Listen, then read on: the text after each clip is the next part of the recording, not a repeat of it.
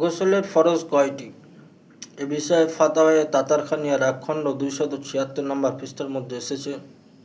ওখানে বলা হয়েছে গোসলের ফরজ 3টি। নাম্বার 1, কুল্লি করা। মনে রাখবেন, কুল্লি করা ফরজ। কুল্লির পরিমাণ কীরকম এ বিষয়ে হেদায়া 1 খণ্ড 6 পৃষ্ঠার মধ্যে এসেছে যে মুখ গহ্বরের ভিতরের অংশটা পানি দিয়ে ভালোভাবে ধৌত করা, অর্থাৎ মুখের সমস্ত ফাঁকা জায়গায় যেন পানি পৌঁছায়।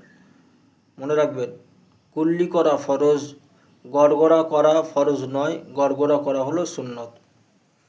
নাম্বার 2, নাকের নরম মাংস পর্যন্ত পানি পৌঁছানো। নাকের নরম মাংস বলতে নাকের ওপরের এইখান পর্যন্ত, এই যে নরম মাংস পর্যন্ত পানি পৌঁছানো ফরজ। তবে সতর্ক থাকবেন রোজা অবস্থার ক্ষেত্রে, অর্থাৎ রোজা অবস্থায় যেন নাকে থেকে পানি প্রবেশ করে পেটেতে না চলে যায় বা কণ্ঠনালীর ওপারে না চলে যায়। কেননা রোজা অবস্থায় যদি নাকের পানি গালে বা পেটে চলে যায় সেক্ষেত্রে রোজা ভেঙে যাবে। সেই জন্য রোজা অবস্থায় হালকা করে পানি নিয়ে হালকা করে নাক পরিষ্কার করে নেবেন। নাম্বার 3, সমস্ত শরীর উত্তমরূপে ধৌত করা।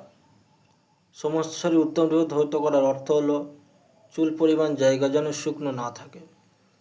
তবে কোনো রোগীর ক্ষেত্রে বা জখমের ক্ষেত্রে পানি লাগাতে যদি বিশেষজ্ঞ ডাক্তার বারণ করে, মনে করেন হাত পা ভেঙে গেছে, প্লাস্টার করা আছে, সেখানে পানি লাগানো নিষেধ, সেক্ষেত্রে আপনি সমস্ত জায়গা ভালোভাবে ধৌত করবেন, কিন্তু প্লাস্টারের উপরে হাত ভিজিয়ে নিয়ে হাত মুছে নেবেন প্লাস্টারের উপরে, বা মাসা করবেন, হাত বুলিয়ে নেবেন, ফিরিয়ে নেবেন, এতে কিন্তু ফরজ গোসল আদায় হয়ে যাবে, প্লাস্টার ধোয়ার দরকার নেই।